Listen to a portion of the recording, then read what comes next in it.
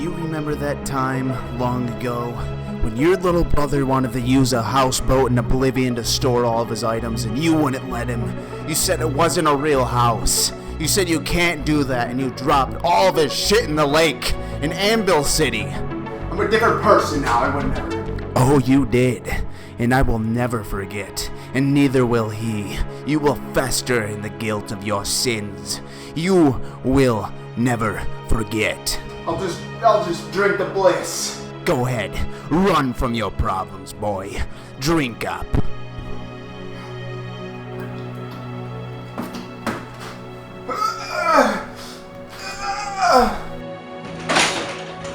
I'll always remember. No!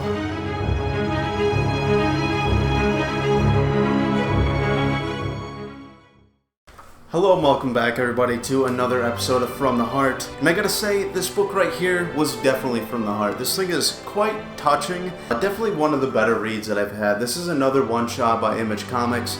This one's actually by Sean Lewis, Katelyn Linorski, and R.A. Placinsky. Another group of people that sadly I've never heard of that deserve a lot of recognition for this story. This is just such a concrete story about redemption, about family, about coming back together and forgiveness in general. And that intro should make a little more sense once I explain the story a little bit more. This is the story about Bliss, in a terrible, terrible city where very bad things happen.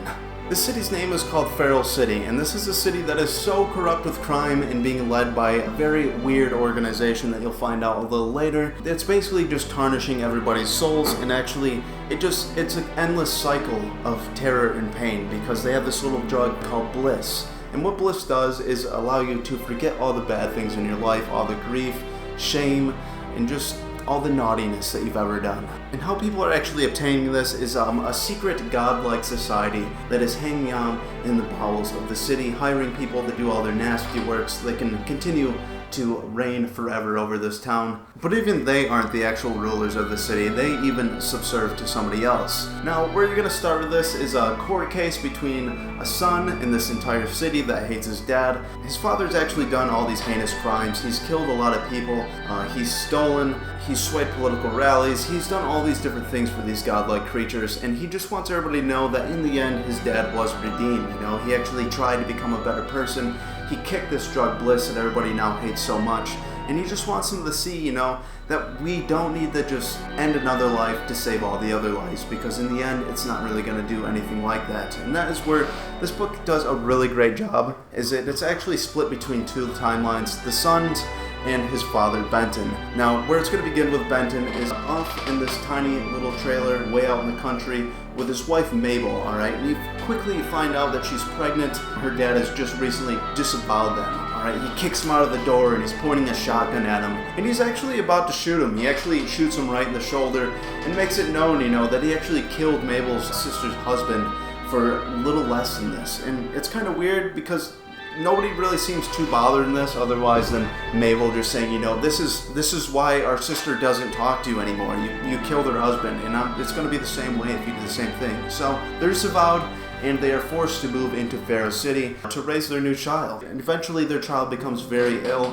This is all leading up to how his dad actually gets into all this business. It shows him on a street corner trying to get a little orange for his son, alright? When suddenly a man tries to mug him and he's telling him, you know, take everything, take all these groceries, just let me have the orange, alright? It's my son's favorite. Eventually he gets his ass kicked and he is able to keep the orange.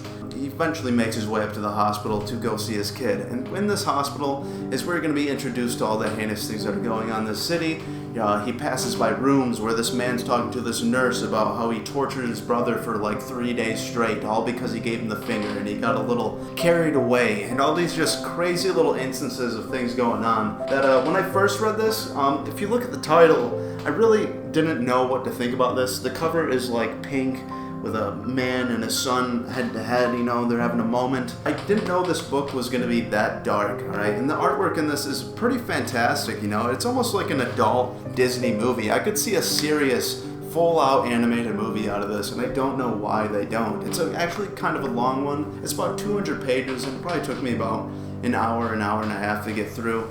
But it was well worth it, you know. This thing is so good. You know, this is one thing that I love about these one-shot comics is they come so strong. They know the story they want to tell. It's all there. They're not trying to stretch it out for extra issues. They're not trying to go off prequels or sequels, and that's actually something that I think comics do very well, is once they finish an arc, a lot of the times I've noticed they don't exactly just leave you on a giant cliffhanger, alright? It's finished, and they leave room for more content to be made, and I think it's just such a great medium that honestly, Netflix, Amazon, all you guys are missing out on some of these great works. I mean, Genesis was fantastic.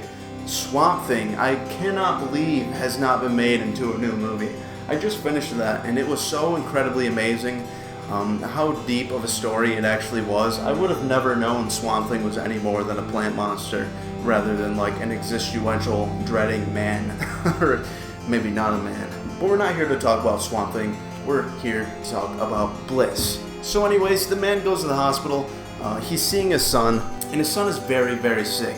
And he starts to kind of realize, he needs to actually start making some money. This is what's going to kickstart everything into motion. He heads out into the alleyways. He's looking for any kind of work he can. He knows that there's a lot of criminals down in this part of the town, and he knows that's where the big bucks are actually going to come. But when nobody actually wants to hire him, he just keeps walking, and eventually he ends up on this mysterious alleyway where this giant portal is shown to him. And there's a man in front of this portal, and somehow he actually ends up puking on him, probably for getting the shit kicked out of him previously. He says, "I'm sorry, I got a sick son. I thought coming down here would help me, but it just made me worse, and those are nice shoes. I'm so sorry. I don't have anything to give you to make up for it." And suddenly this portal opens up with a voice saying, "Send him."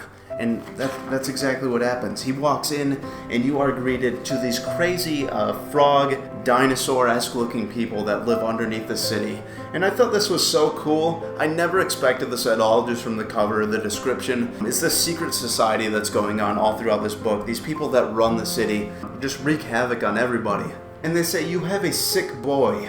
What a shame it is." And the man says, "I don't know what I was thinking. I thought maybe there'd be work. I need money. And that brought you down to the black market." "There is work," they say. And from here they hire him. He's off to the bank. He has a big wad of cash. He starts heading home. And this is kind of where you're going to be jumping back and forth between this court case and his dad. Everybody in the city literally wants him dead. The judge is kind of telling him, "I know your father's been redeemed, and you can tell me the sob story all you want, but like other judges, or unlike other judges, I just have to say that to the victims and see how they feel." Basically, it's just not going well for him. But I'd say the best part of this is actually getting the scenes where he's actually trying to save his son. He's doing all this work. It actually shows him killing all these people, killing these political leaders, stealing items to sell on the black market for these people, and just doing anything to keep the city running for all these demigods. That is where BLISS starts to come in, the drug that makes people forget their grief and shame and everything. They start giving him this. So what they do this for is so these people will agree to do all these heinous crimes with the promise that they won't have to remember any of it. They won't have to feel the guilt or the shame. But what inevitably starts happening is they all get kind of hooked on this drug. They can't kick it, alright? They actually start to need it. It gets into their body. It just allows them to be terrible people, even if there's goodness in their hearts. And that's what his dad does. He just keeps taking it and taking it and taking it. And eventually Mabel, his wife, starts to notice, once they start having all this cash, they're buying cars and things like that, she can tell something's wrong. And she starts telling me, "You've been so quiet lately, and I need to know that we're all going to be okay." She says, "I kind of knew that you were doing all these crimes and things like that. I don't know how bad, but I didn't ask. But what I do need to know is that it's not going to affect our son, and it's not going to get any of us hurt." And he promises her, "No, it's not going to hurt any of us. It's just some light stuff. Just some stuff you wish he wouldn't have to do. But he's going to do it anyway because it's providing the lifestyle for him and his kids that he's always wanted to give them." But little do you know, the situation arises where these godlike people find out that, his wife is starting to know a lot. And they actually need her dead. He's faced with the decision to either kill his wife or kill his kid, and he basically just straight up denies them, He says, "I'm not doing any of this shit, and you need to give me more bliss because all these other memories are starting to bubble up." Actually, when they do take this bliss, they actually start crying, and it's physical memories dripping out of their face. It's actually starting to leak into the city's river to the point where people can physically see these crimes going on if they just look down at a puddle. He never really refuses them. He will not do it. And they basically tell him, "It's either her or we'll kill your kid."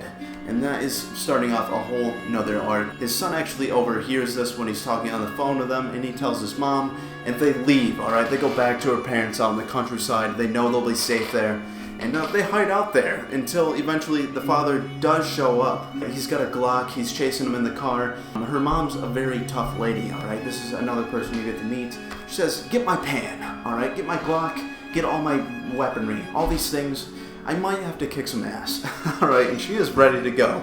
Alright, Mabel's parents are tough as shit. And with Benton, the father actually shows up. They're not really ready to do much, okay? He walks up with this gun, and they're all just kind of yelling at him, and his wife hops down and gets in his face, and she kind of tells him, you're no longer the man I used to know. You're just kind of hooked on this bliss drug.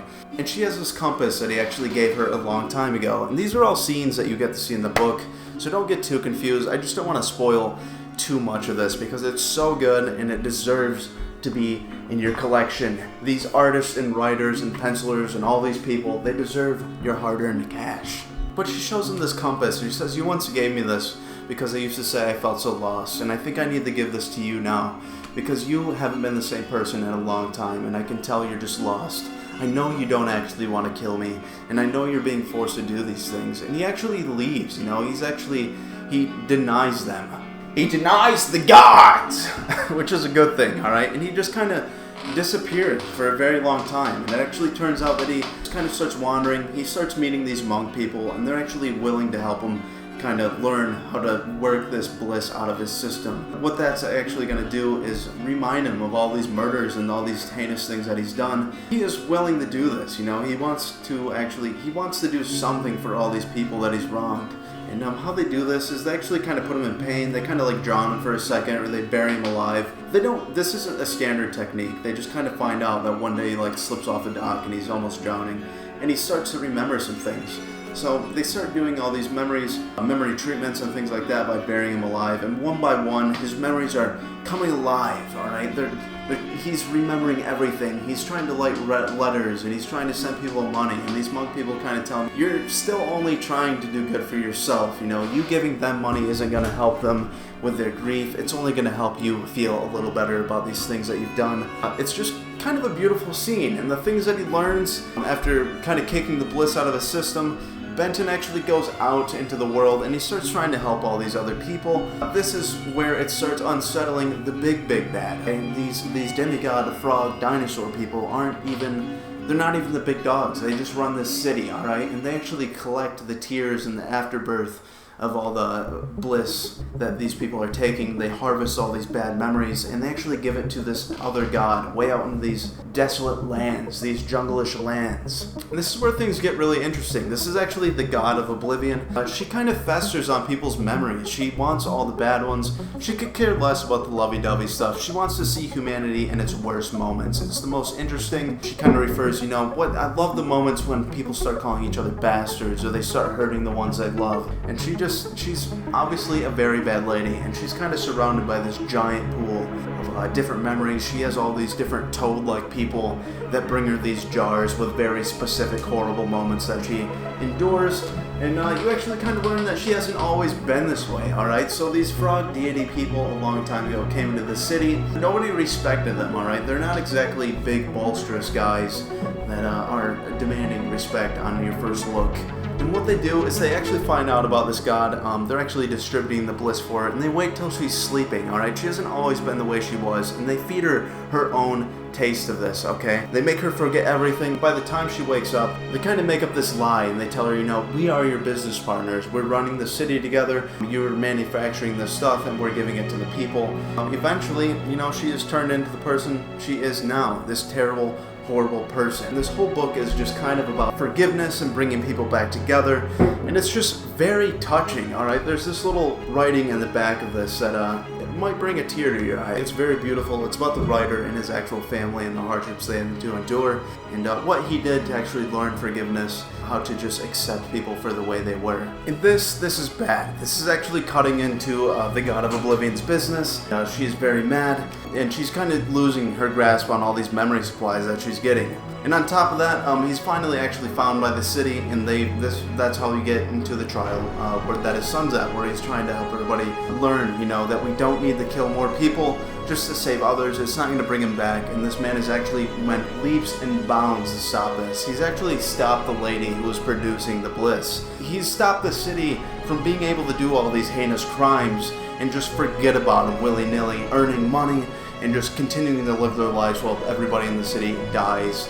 And they do just a fantastic job about this. The timeline swapping is very good. It doesn't take you out of the book. You actually want to know more about each one of them. I will say Benton, the dad, I like his a little more better just because it's a very climatic event. Overall, BLISS is just super good. Like I said, I don't want to spoil this entire thing. The ending of this is just so superb. It doesn't just end on some cliffhanger. They do a very fantastic job about actually wrapping this up. Everybody actually gets to meet everybody. The father and dad are united. They actually fight the Lady of Oblivion, and they actually make her see the ills of her way. Just an absolutely fantastic book, okay? Now, let me tell you exactly what I thought on this. The animation, like I said, is very good. It is very reminiscent of a Disney movie almost, what my idea was going on through this, and that's why I could see a full-fledged animated movie coming out of this. I think you guys are really missing out if you don't do this. It doesn't always have to be Marvel or DC. We can have these awesome one-off spin-offs that are just amazing, Studio Ghibli gets theirs. Why can't this one get one too? This book does an amazing job at storytelling, character development, world building, all of those awesome buzzwords. And I gotta say, this is probably the highest ranked score that I'm gonna give this. I don't know if I gave one for Batman the Damned, that was pretty good, but I'm gonna give this one a 9 out of 10, alright? Everything about this is done so well. All the characters are very interesting, all the background characters are interesting, the city is interesting, the demigods are interesting, and the regular gods are interesting. And the actual ending of this is also very good. It's not just everybody lives off in a happy ending. It is about redemption, and people are redeemed, but that doesn't mean it's happy for everybody. But at least everybody gets a chance to show that they can do better, and everybody gets a chance to actually grow in this. I gotta say, I think you guys absolutely have to read BLISS. This is definitely going to be one of my shorter videos, but I think it's for the best. I think it's actually one that everybody needs to read for themselves, or at least if you're into graphic novels or comic books at all. I gotta say, the difference between reading graphic novels and books, I don't think there should be such a big difference, I know one is much more intellectual. This is just a picture book, but it's got a lot to it, and you're really missing out on some great stories in this. Genesis was really cool, very short, but very cool. Swamp Thing, amazing, alright? The Last Ronin, I have yet to read it, but I know it's going to be awesome. And I don't even like Teenage Mutant Turtles for the most part, alright? I love the movies as a kid, the ones from the 90s and early 2000s. It's never been my thing, alright? I'm reading Harley Quinn, super good. How have they not made a movie on the origins of Harley Quinn yet? I know there's an animated show or whatever, but I don't think that's her actual origin, alright? We need to drop the Joker. We need to drop the Batman. We could probably use another Superman movie, if I'm being serious. It's something good. We need to tap into all these fantastic little indie stories, alright? This is the indie movie of comics, alright? This isn't no AAA shit, okay? This is the one that a group of small people with very dedicated teams and a very touching story laid onto paper, alright? And they did it. They did it so well. I had to turn on the lights. I know it's getting dark outside and I'm going to be absolutely just flooded in pink light. But I thought the pink light was very appropriate for this book, for the BLISS. And also, Meat Hoyt decided to jump up here. He's a little chihuahua, but it doesn't matter right now. He's a very attention-needing dog. But I'm going to stop rambling and I'm just going to say, read this goddamn book. It's super good. I gave it a 9 and it is absolutely fantastic, and I think it's one that everybody can enjoy, whether you like superheroes, whether you're not into that. This is just one of its own. So, like I always say, everybody, thank you so much for watching. I hope you enjoyed. I know as soon as I start editing this video and I turn off the camera or whatever, I'm gonna be like, damn, I wish I would have told the entire story. Because I just feel like sometimes, like with Transformers, or Terminator, or Sinister Black, I'm just kind of able to do that. It's just kind of easy to just run through the whole thing. But there's just a lot going on here, alright? There's a lot of different arcs, a lot of small moments in between, and it just kind of gets hard to compact that all into one singular video. Like the channel says, from the heart, this is literally all just from the heart. There's no script, there's no nothing. I'm just a passionate man who loves good stories, okay? I've kind of swapped out my video games for comics of late, and I'm very glad. I love video games, but I've always been into the stories of them, and I feel like I'm getting exactly what I want out of these things. But yes, everybody, like I said, thank you so much for watching. If you can, please like and subscribe. It would help a ton. I'm trying to grow this tiny ass little channel.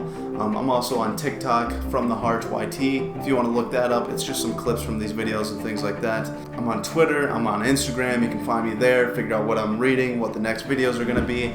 Or if you just want to have a little bit of a discussion. Yes, like I said, I hope this was entertaining and help you have yourself a fantastic night. Do not drink bliss. Do not kill people and expect, to just be able to forget about it. You won't. You won't fucking sleep. Do not drink that little vial that I drank at the beginning. It will not save you from the sins of being a dick as a child. Okay?